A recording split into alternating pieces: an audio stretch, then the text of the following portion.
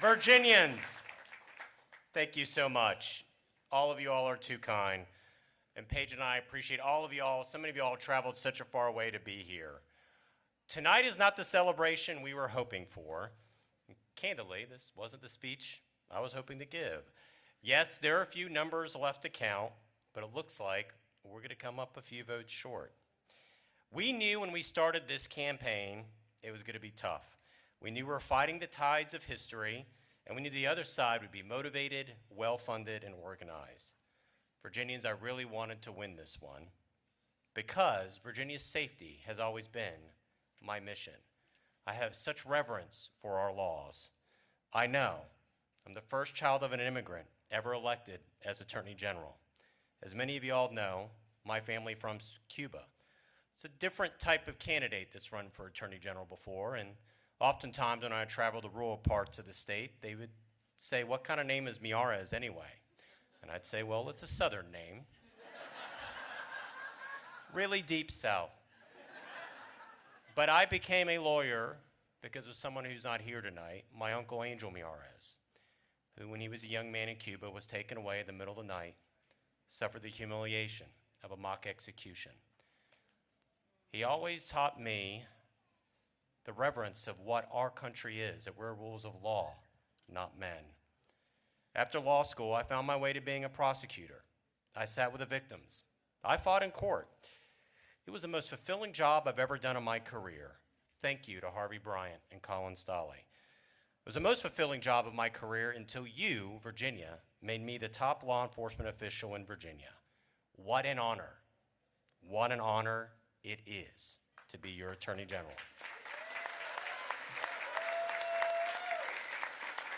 Now, my most important advisor is here, my wife, Paige. Please give her a round of applause.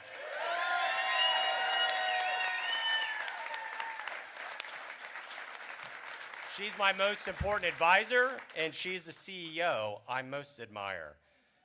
Please also give a round of applause to the diamonds of my heart, my daughters, Gabriella and Sophia. My daughter, Elena, is at dress rehearsal tonight. She can't be here, but thank you all.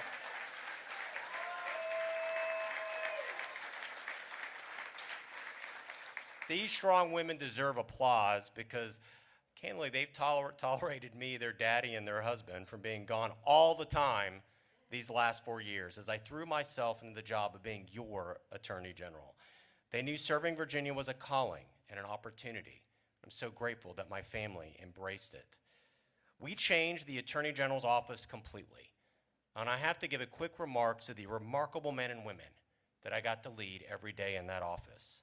Thank you. It was a true honor to be your Attorney General. You all are an extraordinary group of men and women, and every day we said that we were going to make the safety of Virginians our mission. The Attorney General's office we inherited was weak and a soft office, focused more on politics, but we made it focused on where the victims should always come first, where crime fighting was our #1 priority and public safety was the objective every day that we worked. I would not have been able to do what we did, like Project Ceasefire, which flooded our highest crime areas with crime-fighting assets and prosecutors, and it worked. I'm so proud of the work we've done, being the #1 state in the drop of addiction deaths of any state in the entire country. Thank you. We stood with law enforcement, and we made it clear. We made it clear so as long as I ran the Office of the Attorney General, yes, we would back the blue. Police knew that if they did their jobs, I had their backs. That's the only way to keep our law-abiding families safe in their homes and on their streets.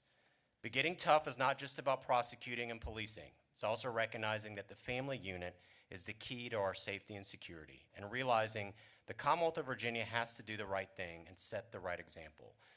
We went after those fentanyl dealers and prosecuted enough fentanyl off the streets of Virginia that would have saved the lives of 7 million Virginians.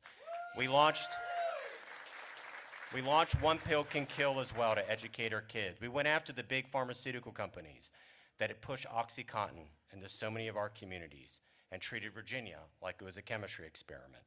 I defended the laws of Virginia in court, and I did not care one iota about partisan politics. But there's another duty I took great pride in, And it's not the job description of the Attorney General as all. It's when I travel around the state to meet our new Americans. One of my earliest memories of my life was my mother coming in our kitchen and asking me to teach her the Pledge of Allegiance. She had to learn it for her naturalization ceremonies. It's one of those moments as a child that you have that reminds you quickly and teaches you, gosh, my family's a little bit different. As I've often said, as the first child of an immigrant to be Attorney General, that if your family came to this remarkable country seeking hope and opportunity, then your family's like my family. It's the honor of my life to be your Attorney General. And my favorite job as Attorney General is where I spent my July 4th at Fort Monroe, welcoming 97 new Americans from 47 countries. To be able to stand in front of that group of new Americans and look them in the eye and say, it is the honor of my life as your 48th Attorney General to welcome you home. It is indeed a reminder that we are the American miracle. This past month, October, was the 60th anniversary of a scared 19-year-old girl getting on an airplane, penniless and homeless, and not knowing where her next meal was going to come from. And that was my mother, Miyares. And it's been a tough, tough year for her medically, but she wasn't going to miss tonight. And I want to thank Mamita for everything she taught me about the American miracle.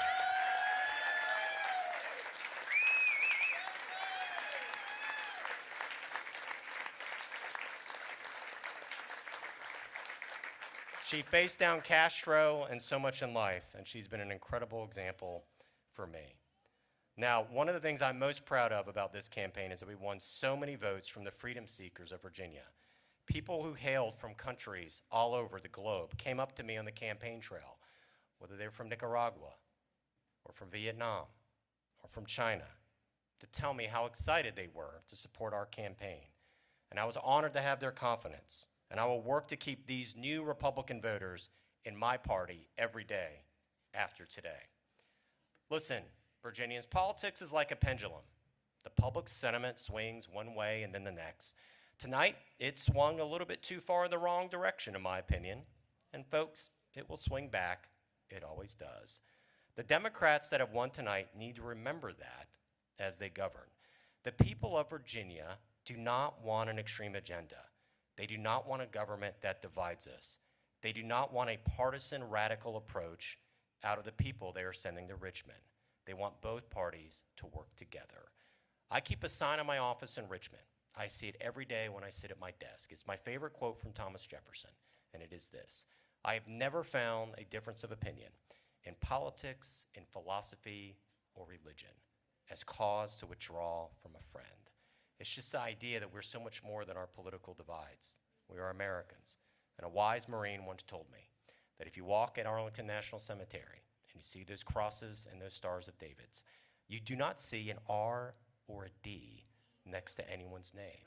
And to never forget that someone that thinks differently than you politically has literally died for this remarkable country.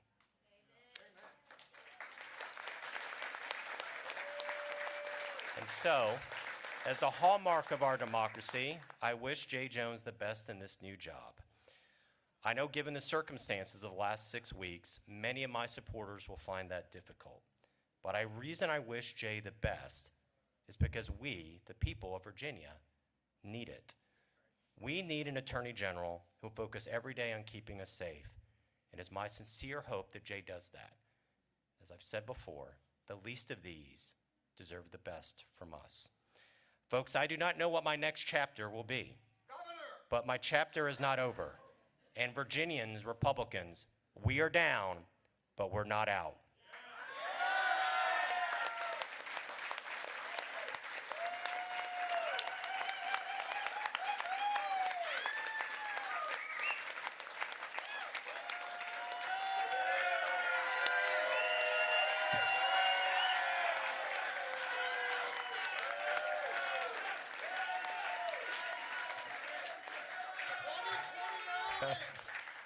I will always fight for what is right and just for Virginia every day between now and the day my successor is sworn in. And I will never stop believing and working for Virginia, because I've always said that Virginians, you deserve a government as good and as decent as you are, that is civil and fair as the people of our Commonwealth. I also have to end with this. I need to thank my political team. Nathaniel Hurt, my campaign manager. The entire Team Miyares political team, Dave Rexroad and Gary Marks, who've been dear friends since college. Brad Todd, who's just been a fantastic advisor through the years. Thank you for believing in me when a lot of people didn't believe that this race was even feasible to keep close. You all did, and you all were incredible friends through this process. Thank you for believing in me. I'm honored to have you as my teammates. And finally, to Virginia. I believe in Virginia. I believe in you. I've been so honored to serve in this role.